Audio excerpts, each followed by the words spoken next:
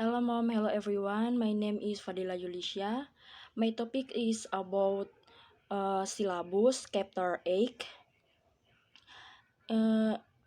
ESP in according to the Longman Dictionary of Language Teaching and Applied Linguistics, syllabus can be defined as a description of the contents of a course of instruction and the order in which they are to be taught. Uh, Syllabus is the guide to a course and what will be expected of you in the course. Generally, I will include course policies, rules and regulations, required required text and a schedule of assessment. A syllabus can tell us nearly everything we need to know about how a course will be run, expected of use. Uh,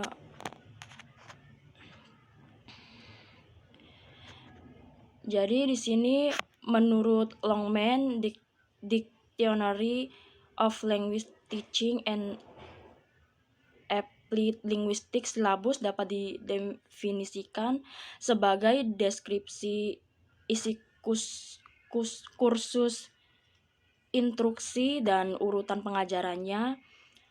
Syllabus adalah panduan untuk suatu kursus dan apa yang diharapkan dari Anda dalam kursus tersebut. Secara umum itu akan hampir semua yang perlu kita ketahui tentang bagaimana kursus akan dijalankan dan apa yang diharapkan dari kita.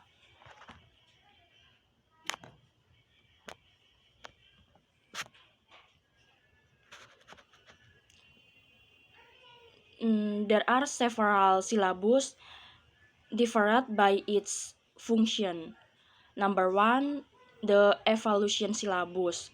This kind of syllabus will be most familiar as the document that is handed down by ministries or other regulating bodies.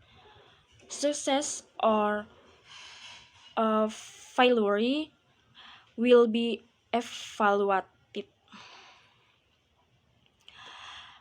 It reflects an official assumption as to the nature of language and linguistic performance. For example, if the syllabus is framed in terms of grammatical structures, impossible to produce of an evaluation syllabus without having a view of what language is and thus how it can be broken down.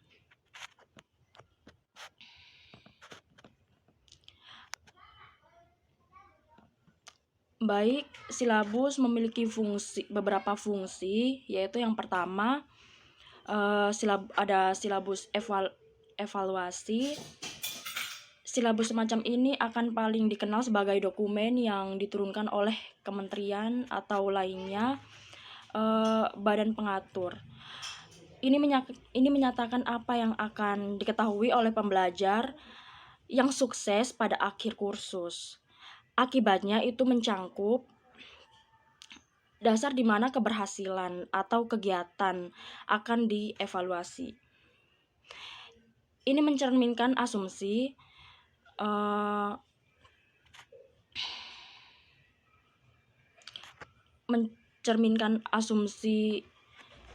resmi tentang sifat dari bahasa dan kinerja linguistik.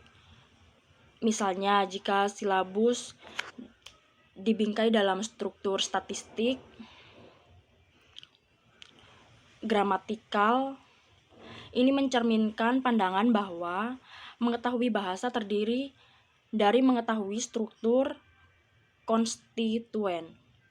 Itu akan tidak mungkin menghasilkan silabus evaluasi tanpa memiliki pandangan tentang apa itu bahasa, dan dengan demikian bagaimana itu bisa dipecah.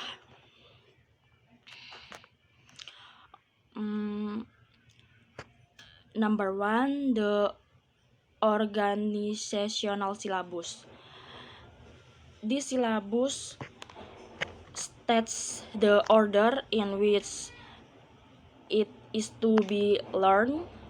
It is most familiar in the form of the content page of a textbook.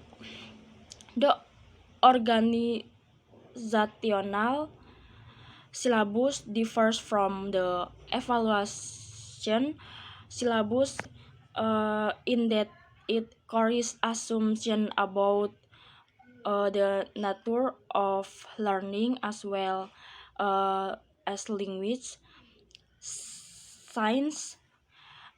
In organizing the items in syllabus, the organizational syllabus therefore is an implicit statement about the nature of language and of learning. It is necessary consider factors which depend upon a view of how people learn it.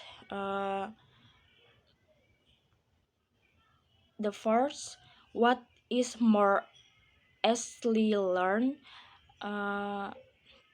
Second, what is more fundamental to learning. Third, are some items needed in order to learn of other items.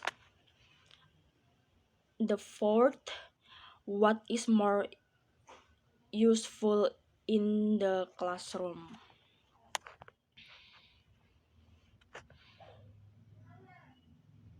Jadi yang kedua ada silabus organisasi.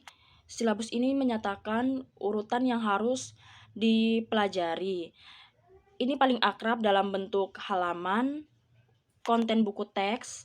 Silabus organisasi berbeda dari silabus evaluasi.